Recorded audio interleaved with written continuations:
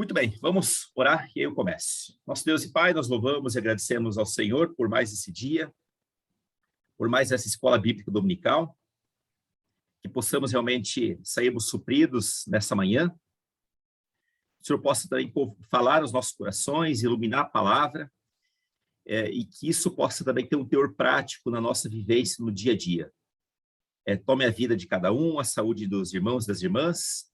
Pastor Guto, que está hoje em Marília fazendo um sepultamento, que também o Senhor possa dar graça e abençoar a vida dele. Assim nós pedimos e agradecemos no nome de Jesus. Amém. Amém. Então, hoje é o texto de Romanos, capítulo 4. Semana passada, nós trabalhamos do 13 ao 17. Hoje eu vou aprofundar o verso 17 e nós vamos até o verso 25. Tudo bem? Eu já vou ler a partir do 16, para pegar o contexto aqui. É por isso que a promessa vem pela fé, para que ela seja segundo a graça, e assim alcance toda a descendência de Abraão. Não somente os que vivem sob a lei, mas todos que têm fé como a que teve Abraão, pois ele é o pai de todos os que creem. Conforme aparece nas Escrituras, eu o fiz pai de muitas nações. Isso aconteceu porque Abraão creu no Deus que traz os mortos de volta à vida e cria coisas novas do nada.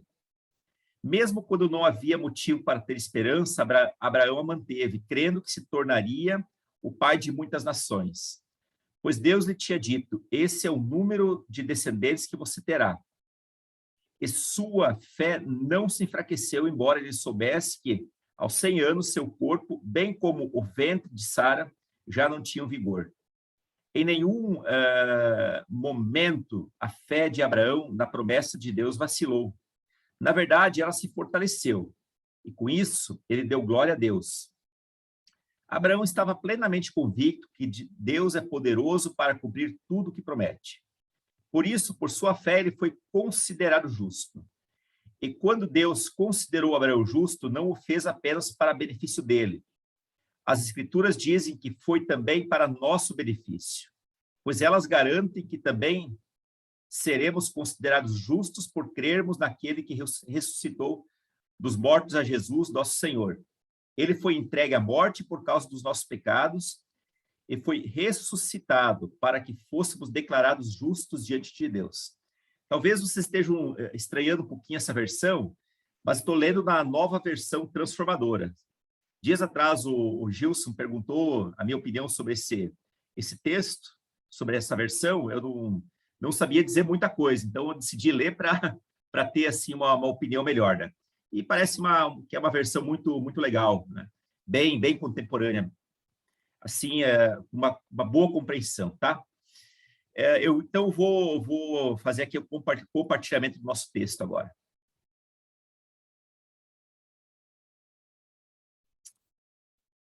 Tá bom.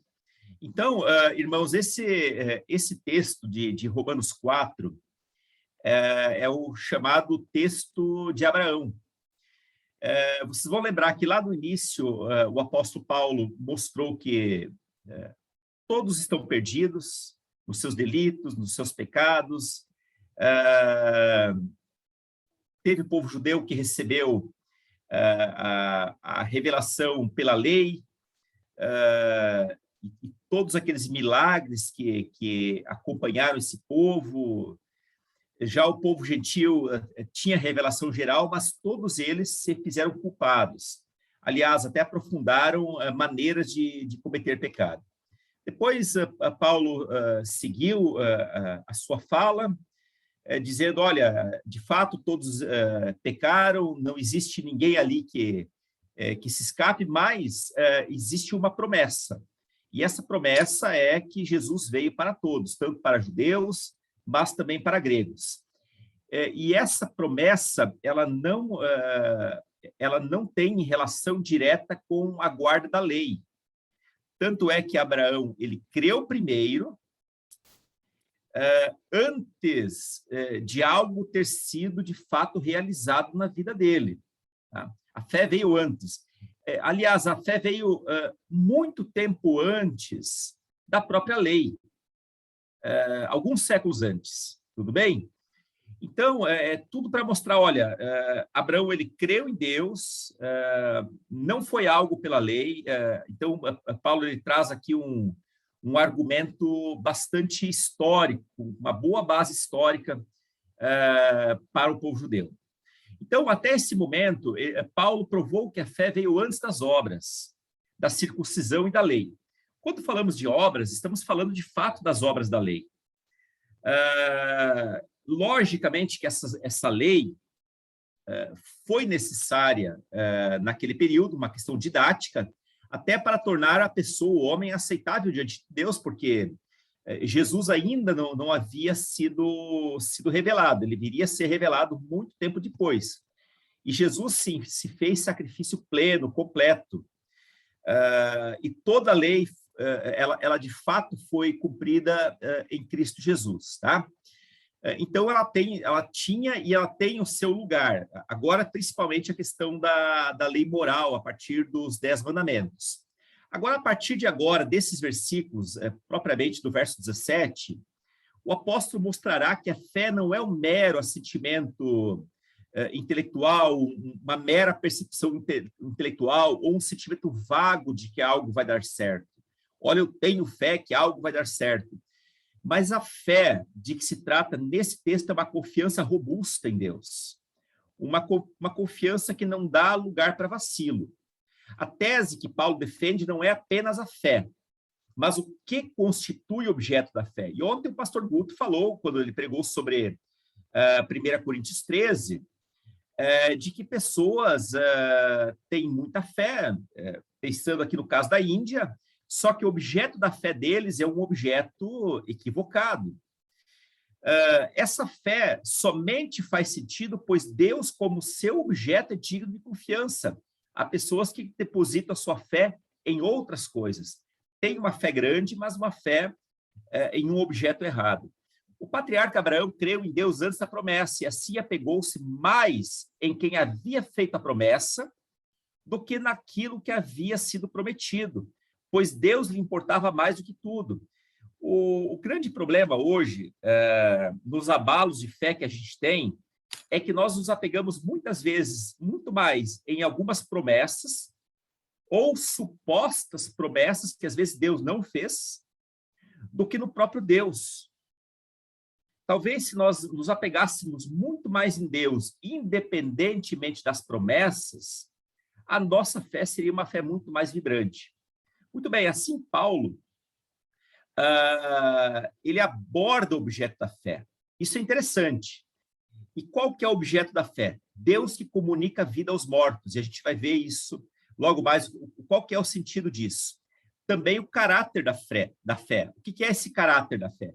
Tem a ver com característica da fé. Crer contra a esperança. Você consegue crer contra a esperança? Quando a biologia já disse não, quando o mundo já disse não, mas você tem apenas a esperança em Deus, de que algo sobrenatural vai acontecer, tá? Isso se chama uma fé robusta. O verso 17 diz o seguinte: como está escrito, eu o constituí pai de muitas nações. Ele é o nosso pai aos olhos de Deus, em quem creu, o Deus que dá vida aos mortos e chama à existência coisas que não existem como se existissem. De acordo com o John Stott, quem cita aqui John Stott é o pastor presbiteriano Hernandes Dias Lopes, a fé de Abraão estava ancorada nos atributos de poder e fidelidade de Deus. Deus sempre é fiel, embora o homem seja sempre mentiroso, infiel, muitas vezes manipulador. Inicialmente, o Deus em quem Abraão crê, ele é poderoso, sim. Ele vivifica mortos. Portanto, ele é o Deus da ressurreição. E o Deus que chama à existência as coisas que não existiam. Se pegarmos a narrativa de Gênesis capítulo 1 e 2, até o capítulo 3, já na construção ali da relação de Deus com Adão e Eva, vamos perceber sim que Deus ele traz a existência a partir do nada. Hoje nós lemos algumas coisas, né, principalmente em redes sociais, que cientistas estão tentando criar úteros artificiais, de modo que não seja mais necessário, então, o ser humano. Ora, mas o ser humano sempre vai ser necessário. O material biológico ele ainda vai ser necessário para a construção da vida. E diferente daquilo que Deus fez, ele pegou do nada e do nada ele fez vida. Para Deus, de acordo com esse autor, o John Stott, o nada e a morte não são problemas. Ora, nós estamos falando de um Deus que criou todas as coisas, céus e terra, a partir do nada. Então, o nada e a morte não são problemas para ele. Uma vez que foi a partir do nada que ele criou o universo e da morte que ele ressuscitou Jesus. E um dia nós também seremos ressuscitados. Desse modo, a criação e a ressurreição continuam sendo as duas mais importantes demonstrações do poder de Deus. Quais são as duas principais demonstrações do poder de Deus? A criação. Em primeiro lugar, a criação. Deus criou todas as coisas a partir do nada. Segunda coisa, a ressurreição. Então, e aí eu vou entrar numa das coisas que às vezes me aborrece, não por conta da pessoa em cima da infantilidade de muitos cristãos, que dizem, olha, essa igreja é fria, essa igreja não tem poder e tudo mais. Amados, quando uma igreja tem Deus como sua referência e ela crê nesse poder de Deus em relação à criação e nesse Deus que não somente trouxe a vida, o seu filho unigênito, permitindo depois que ele morresse, mas que o ressuscitasse depois, estamos falando de uma igreja munida de todo o poder de Deus, porque é uma igreja alicerçada no fundamento correto, num Deus cuja maior demonstração de poder é a própria criação e a própria ressurreição do Filho Jesus Cristo. Champlin, que é um grande comentarista do nosso tempo, ele vai além dizendo que esse texto também pode tratar da descendência de Abraão. Quer dizer, Deus traz à existência as coisas que não existem. E no momento da promessa, ora, a descendência de Abraão não existia ainda. Abraão tinha 75 anos de idade, Sara tinha 65 anos. Sara, segundo a palavra, era estéril. Então, veja que aqui o milagre ele se mostra de uma maneira plena, pelo menos no que tem a ver com a promessa em um milagre que vai acontecer de uma maneira divina, de fato, 25 anos depois. Então, essa descendência de Abraão, a qual ainda não existia, e dessa forma fazia parte das coisas que não existem, assim como as nações que surgiriam física e espiritualmente dele. Nós, cristãos, somos nação santa, criada espiritualmente a partir de Abraão. Segundo a palavra, nós também somos filhos de Abraão, porque nós cremos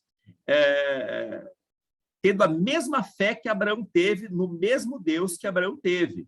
Então, esse Deus que dá vida aos mortos, além das interpretações clássicas, envolvendo Abraão e Sara, e a gente já vai ver sobre isso um pouco mais lá na frente, cujos corpos já não tinham vitalidade para gerar filhos, pode ter o sentido de ressurreição espiritual dos mortos com vista à ressurreição futura.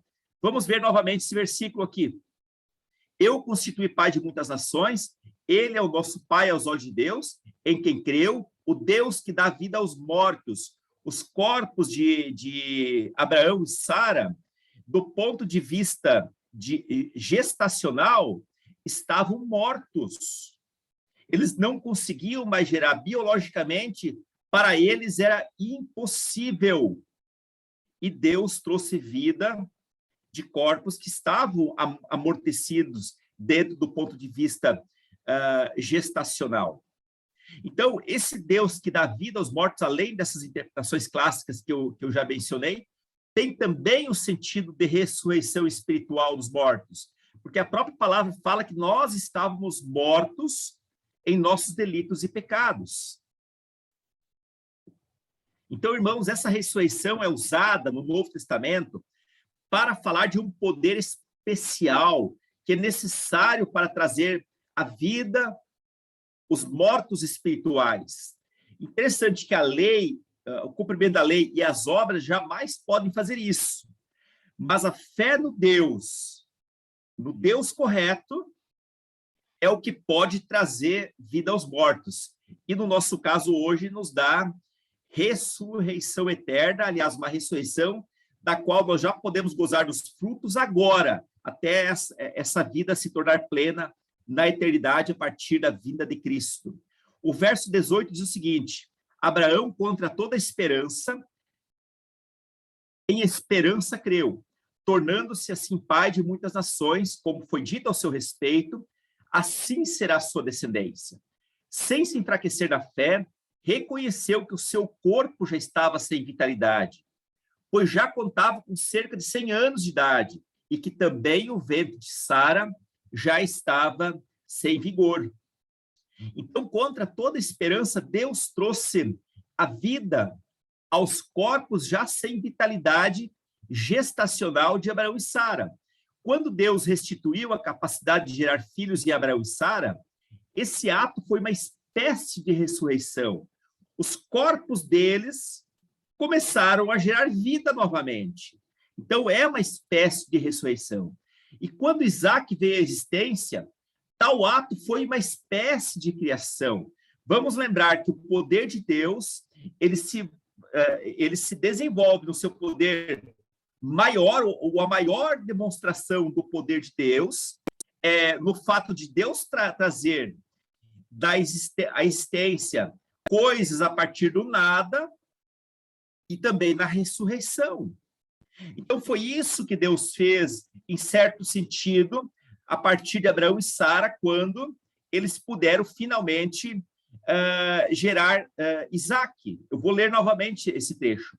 Contra toda esperança, Deus trouxe vida aos corpos já sem vitalidade de Abraão e Sara, embora eles ainda caminhassem, respirassem, fossem seres vivos ainda.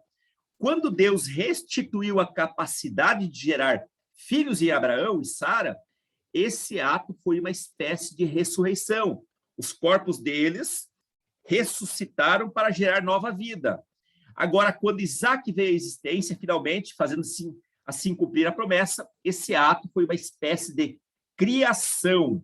Esse é o tipo de Deus em quem Abraão creu e no Deus que nós podemos crer hoje. Abraão creu que Deus cumpriria sua promessa,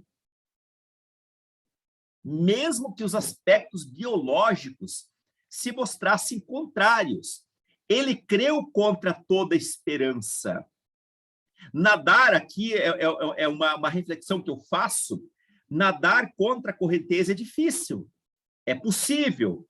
Muitos acabam se dando mal, mas é difícil. No entanto, crer em uma promessa quando a biologia já disse não, parece ser um contrassenso, uma loucura. E o que Abraão faz aos olhos do mundo é uma loucura. Ele creu quando a biologia já tinha encerrado o seu processo. O Adolf Paul diz o seguinte: Abraão teve de afirmar a sua fé contra uma situação completamente adversa. Em nenhum momento Paulo afirma que Abraão não tenha fraquejado na fé. Sabemos que ele fraquejou em alguns momentos. Lá, quando os anjos vieram e anunciaram, inclusive Sara riu daquela situação, e não, de fato, não foi um riso de alegria, mas foi ali um riso debochado.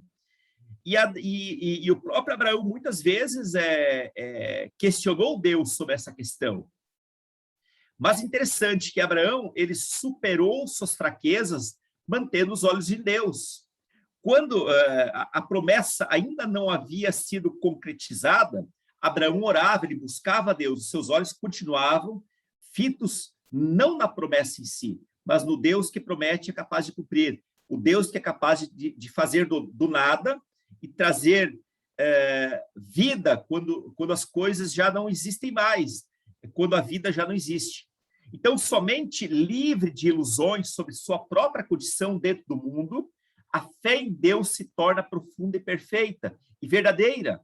Quer dizer, Abraão ele não tinha mais nenhuma ilusão sobre sua capacidade geracional. 99 anos de idade, indo para os 100 anos. Sara, além de ser idosa, era uma mulher estéril, então ela estava com um duplo problema, mas ainda assim, contra todas essas condições do mundo, eles ainda tiveram fé. De acordo com Champlin, Abraão enveredou por essa estrada e todos os homens são convidados a segui-lo. Qual a estrada que Abraão enveredou? A estrada da fé em Deus. Ele teve forças para crer, apesar de todas as evidências contrárias. A sua fé lhe adquiriu muitas recompensas temporais, já desse mundo. Ele recebeu o filho que lhe fora prometido. Ele viu os começos da fruição ou o ganho da sua fé. Ele tornou-se amigo de Deus. Ele foi testemunha de alguns poucos milagres e tornou-se proprietário de imensas provisões físicas e espirituais. Se tornou um homem muito rico. Ele transformou-se em um gigante espiritual. E a sua fé lhe conferiu tal posição por haver se dedicado intensamente ao princípio espiritual. E as obras que praticou foram comprovação deste fato. Abraão creu em Deus. E a partir dessa fé viva e vibrante, ele testemunhou por meio das suas boas obras. O verso 19 diz que Abraão, sem se enfraquecer na fé, reconheceu que o seu corpo já estava sem vitalidade. Quando falamos em vitalidade, é uma vitalidade gestacional. Champlin chama atenção para o fato de que o patriarca teve uma espera muito longa para o cumprimento da promessa. E ele já não tinha mais qualquer razão para continuar a esperar e confiar, visto que já contava com 99 anos. O livro de Jó foi escrito provavelmente muito tempo antes do que os próprios livros da lei. Interessante que Jó também creu em Deus contra toda esperança. Interessante isso. Ele estava ali com alguns amigos dele e esses amigos questionavam Jó, dizendo que talvez ele houvesse cometido algum pecado oculto, de que ele não se lembrava.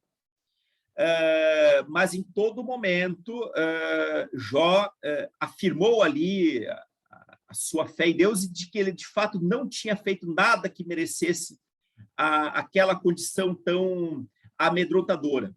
Para os amigos de Jó, tudo aquilo que Jó estava vivenciando, inclusive para a esposa de Jó, tudo aquilo era um contrassenso, algo sem lógica.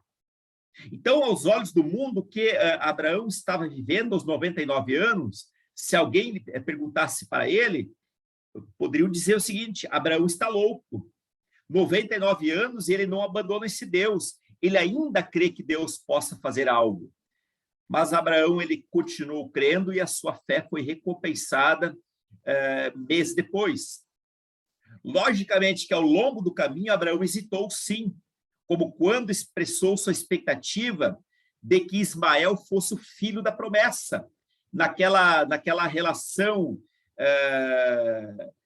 tão complicada que, inclusive, o pastor Guto citou alguns dias atrás. No entanto, o caráter geral de Abraão, em termos de fé, se caracterizava pela confiança e não pela dúvida.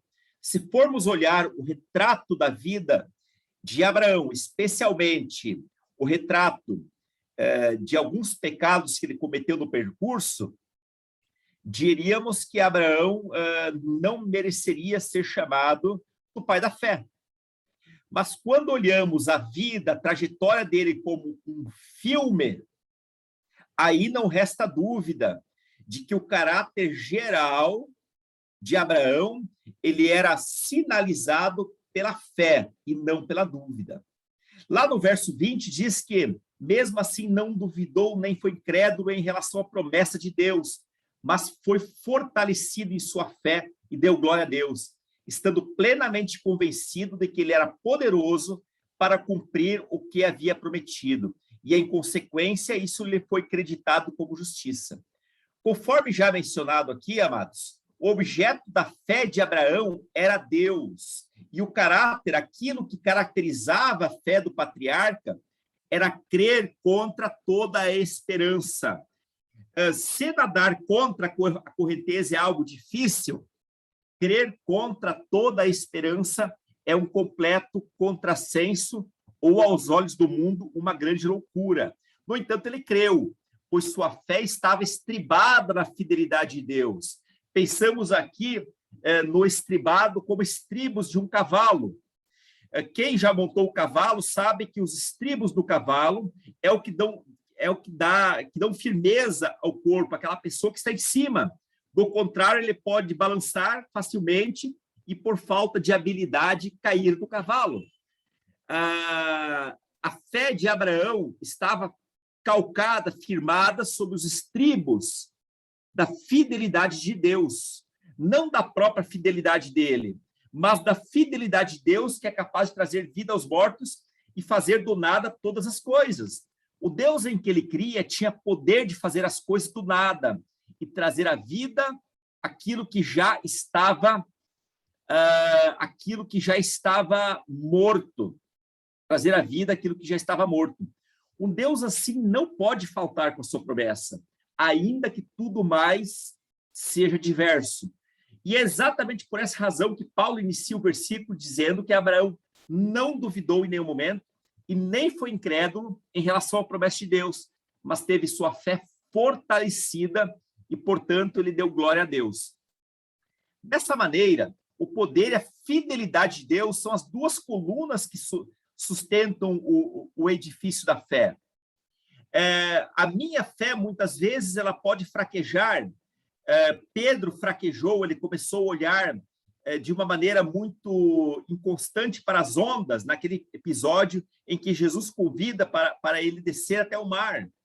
Mas rapidamente ele clama a Deus.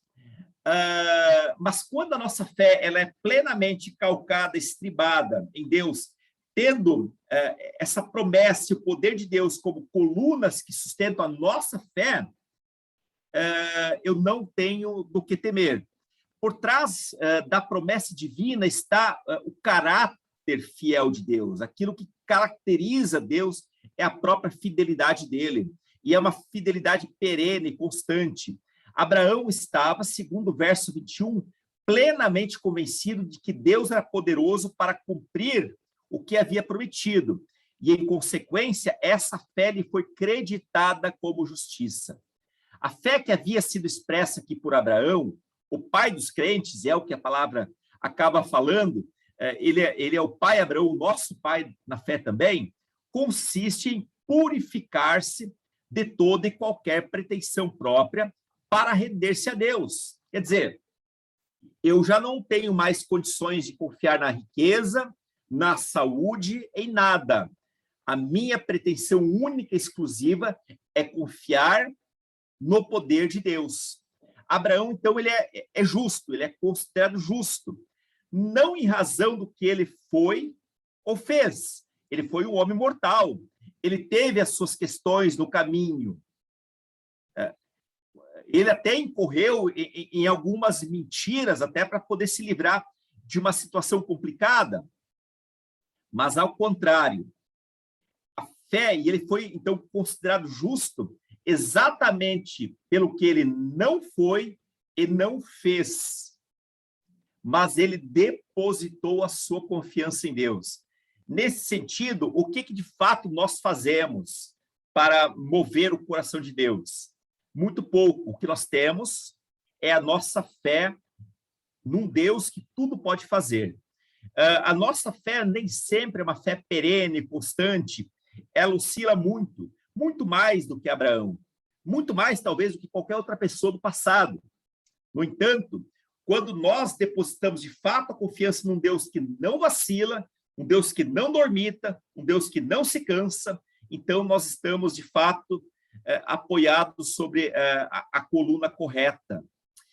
Champlin interpreta a expressão Abraão não duvidou como alguém que não vacilou ou não hesitou. ele não hesitou no sentido mental, empregando aqui o raciocínio crítico e examinando as taxas de probabilidade.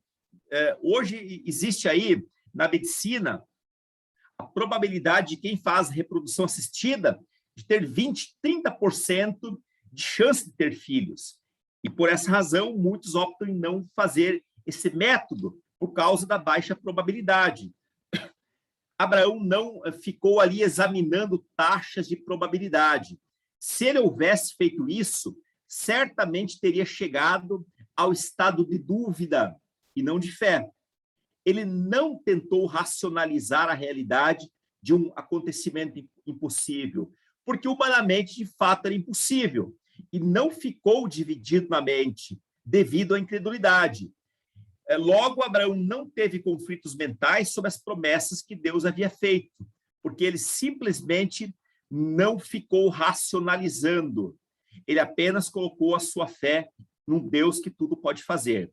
Aí, os versos 3 a 25 diz o seguinte: as palavras lhe foi creditado não foram escritas apenas para ele, mas também para nós, a quem Deus creditará justiça a nós, que cremos naquele que ressuscitou dos mortos a Jesus, nosso Senhor. Ele foi entregue à morte por nossos pecados e ressuscitado para nossa justificação. O Antigo Testamento aqui é a literatura da promessa.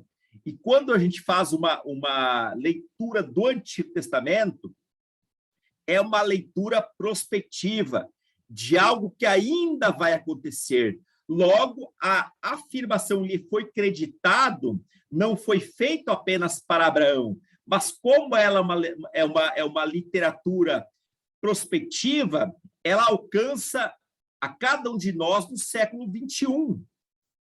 Ela tem os cristãos em vista também, porque ele é o pai de muitas nações, e as nações serão abençoadas em Abraão. Então, olhando para a justiça de Abraão mediante a fé, a igreja hoje compreende o chão em que ela própria foi plantada e do qual ela vive. A consciência dessa profundidade da história da salvação a torna forte e firme contra as crises. Aliás, a igreja vem sobrevivendo não há 2000 anos, mas a igreja vem sobrevivendo desde os tempos de Abraão, pensando aqui numa igreja agora retrospectiva, porque a fé na qual nós nos repousamos hoje é a mesma fé que Abraão teve também. De outro modo, as palavras que Paulo relembra sobre Abraão referem-se aos cristãos, sobre os quais a justiça de Deus será acreditada, do mesmo modo que foi para o patriarca. Pois assim como Abraão, cristãos hoje também creem que Deus é capaz de ressuscitar mortos. E a gente vê, por exemplo, Lázaro sendo ressuscitado. Mas um dia os nossos corpos mortais serão ressuscitados em corpo de glória. Isso aconteceu com Jesus e isso acontecerá com a gente também. Então, cristãos também creem que Deus é capaz de ressuscitar mortos, e isso ocorreu com Jesus. Ele foi entregue à morte a fim de nos libertar dos nossos pecados. E ele foi ressuscitado para a nossa justificação. Essa é a fé de Abraão que o apóstolo Paulo trata nesse texto. A fé num Deus que traz à vida aquilo que já morreu. Parece loucura, não é mesmo? Mas é a pura realidade quando nós olhamos do ponto de vista de Deus. Tá? Eu vou voltar aqui, aí nós vamos para os pequenos grupos. Temos aí 20 minutos para conversarmos os grupos e depois a gente volta para fazer o encerramento. Então, cada representante do grupo poderá fazer breves considerações. Tudo bem? Nós estamos aqui em 16 pessoas. Então, vamos fazer 3 grupos de 4 pessoas, tá? Eu vou depois colocar as perguntas nos comentários gerais aqui, Eu vou apenas fazer aqui, então, a organização das salas. Vamos fazer aqui 3 grupos, vai. Acho que está tranquilo. 3 grupos. Daria 5... Não, 4 grupos é melhor, tá? Aí dá 4 participantes por sala. Tá? Vamos ver aqui.